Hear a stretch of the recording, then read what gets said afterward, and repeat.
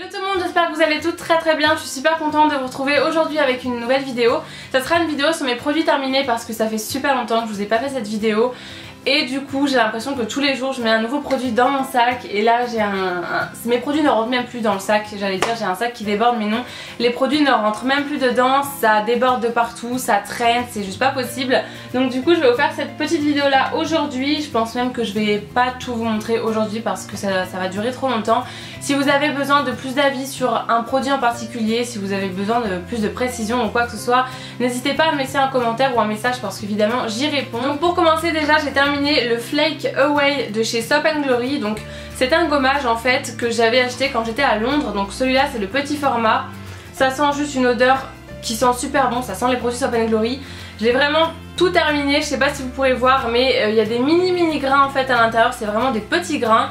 Ça gomme très bien la peau et ce que j'ai adoré avec ce produit là, c'est que ça vous laisse un film assez huileux sur la peau. Alors ça vous fait pas quelque chose de super gras non plus, mais ça vous laisse juste ce qu'il faut pour ne pas avoir la peau complètement sèche, même s'il faut quand même l'hydrater derrière bien évidemment. Mais ce produit là je sais que je le rachèterai encore très longtemps. Là j'ai le gros format parce que j'avais pris le petit, mais je m'étais quand même pris le gros format en Angleterre, donc voilà. Mais je sais que je le rachèterai sans problème. Là si je ne l'avais pas je l'aurais racheté, c'est clair et net, parce que je l'aime vraiment beaucoup. Et je vous conseille vraiment à toutes de tester ces produits déjà juste pour l'odeur. Voilà, ensuite je vais poser ça derrière moi. J'ai terminé une eau micellaire aussi de chez Inel. C'est la première fois que je la teste cette eau micellaire là, puisqu'il me semble qu'elle était nouvelle. Donc c'est pour peau sèche et sensible, ça nettoie, démaquille, hydrate, tonifie comme toute eau micellaire je pense. C'est sans rinçage. Aussi comme la plupart des eaux micellaires, personnellement moi je les rince jamais. Je ne vois pas trop l'intérêt de venir se rincer ce genre de produit étant donné qu'on va juste se remettre du calcaire sur la peau. Hormis si vous le faites avec une brume, là vraiment c'est beaucoup mieux, mais personnellement moi je ne le fais jamais et j'ai jamais attrapé de boutons ou quoi que ce soit par rapport à ça. Et sinon cette eau micellaire là elle est vraiment très bien, elle est un peu identique à la Bioderma, elle n'a pas d'odeur. Elle démaquille très bien, elle démaquille peut-être un petit peu moins les yeux que la Bioderma, même si moi je me démaquille jamais les yeux avec. Mais pour moi vraiment c'est un très bon dupe entre guillemets, c'est vraiment quelque chose qui lui ressemble. Elle fait 500 ml donc exactement comme la Bioderma et je pourrais vraiment la racheter sans problème. Donc la marque Inel, je vous ai pas dit mais c'est la marque repère de chez Leclerc. Donc voilà, j'avais vu ça dans le magasin et j'avais voulu tester et du coup bah, j'ai beaucoup aimé. Donc voilà, il me semble qu'elle coûte environ 4 €, donc elle est quand même bien moins chère que la Bioderma, hein. C'est limite la moitié du prix il me semble, si je dis pas de bêtises. Donc elle est quand même bien moins chère pour à peu près la même chose, donc voilà, je vous la recommande vraiment. Ensuite j'ai terminé un gel douche qui est un gel douche à la barbe à papa de chez Intermarché, donc de la marque Label. Ça je l'avais eu dans mon swap avec Yael et j'avais adoré l'odeur. J'ai adoré le produit en lui-même parce que voilà, il était tout rose, il y avait plein de paillettes à l'intérieur, donc c'est super girly.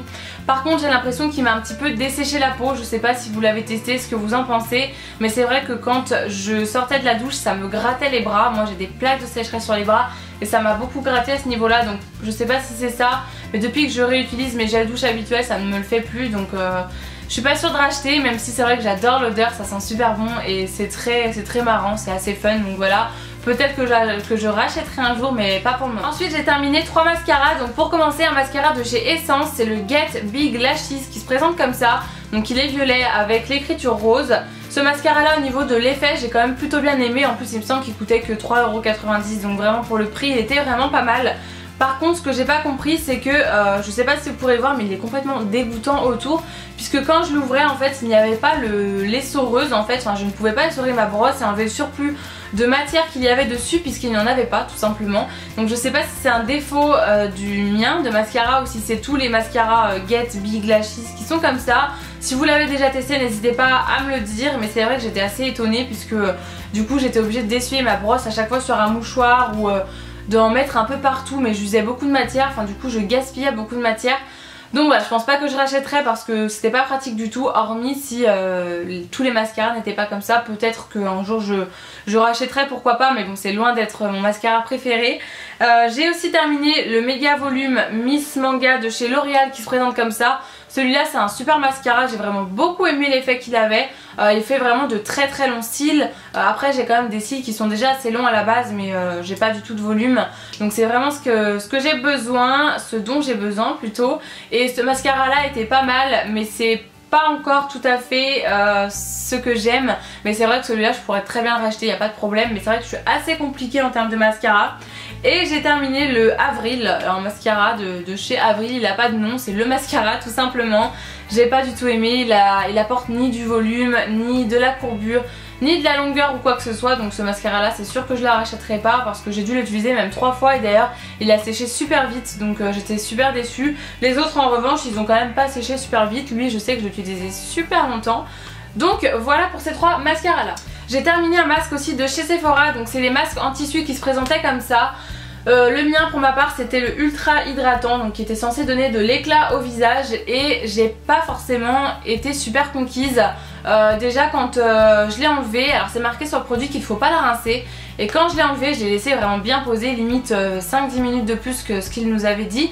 Enfin ce qu'il était écrit sur le masque, et quand je l'ai enlevé j'avais encore énormément de produits sur le visage, ça collait, c'était pas agréable du tout, donc du coup j'ai été le rincer, j'avais pas le choix. J'ai essayé de faire un petit peu pénétrer le masque en massant un petit peu sur mon visage, mais du coup le produit était encore bien trop présent pour que ma peau l'absorbe. Donc j'étais obligée de l'essuyer, donc déjà sur ce point là j'ai pas trop aimé. Et puis en plus de ça j'ai pas trouvé qu'il donnait vraiment de l'éclat au visage, j'ai pas trouvé que ma peau était plus douce après et tout. Voilà, j'ai pas été super conquise par ce masque là. Alors après peut-être que j'en testerai un autre quand on veut partir en week-end, en voyage et tout, et qu'on veut juste emmener une dose de maquillage, c'est quand même plutôt pratique. Mais après au niveau de celui-ci en tout cas j'ai pas vu de grands changements sur ma peau, donc celui-là je pense pas que je le rachèterai. J'ai terminé aussi un fond de teint de chez L'Oréal toujours, donc c'est le Lumi Magique qui se présente comme ça. Alors je l'ai pas totalement terminé, il me reste encore à l'intérieur, mais je ne le termine pas parce que d'une ça fait très longtemps que je l'ai, et de deux il me semble qu'il me donne des boutons. Alors j'en suis pas sûre à 100%, mais c'est vrai que j'ai testé plusieurs fois pour voir si c'était vraiment lui qui me donnait des boutons, et à chaque fois j'attrapais des petits boutons sur le menton et je suis dégoûtée parce que ça c'est un de mes fonds de teint préférés de grande surface. Le Lumi Magique c'est vraiment un fond de teint qui vous apporte, comme son nom l'indique, de la lumière. C'est vraiment pas un fond de teint qui va vous plomber le visage, au contraire il apporte vraiment de l'éclat je trouve. Sur le flacon créateur d'éclat naturel, infusion de lumière, et vraiment c'est tout à fait ça, je trouve qu'il tient vraiment bien ses promesses. Il a une couvrance qui est vraiment parfaite pour moi, elle est ni trop ni pas assez, il couvre vraiment ce qu'il faut. Il est pas du tout desséchant pour la peau, il marque pas les zones de sécheresse. Bref, pour moi c'était vraiment le fond de teint parfait, mais malheureusement il me donne des boutons, donc je pense pas que je vais les racheter. Je préfère pas retenter ce genre de produit là. Mais si vous avez une peau qui est pas trop sensible ou que vous avez tout simplement envie de le tester, je vous conseille vraiment à 1000% ce fond de teint là. J'ai terminé un eyeliner de chez Sephora, donc qui se présente comme ça. Vous savez que j'utilise uniquement d'habitude les liners de chez Sephora.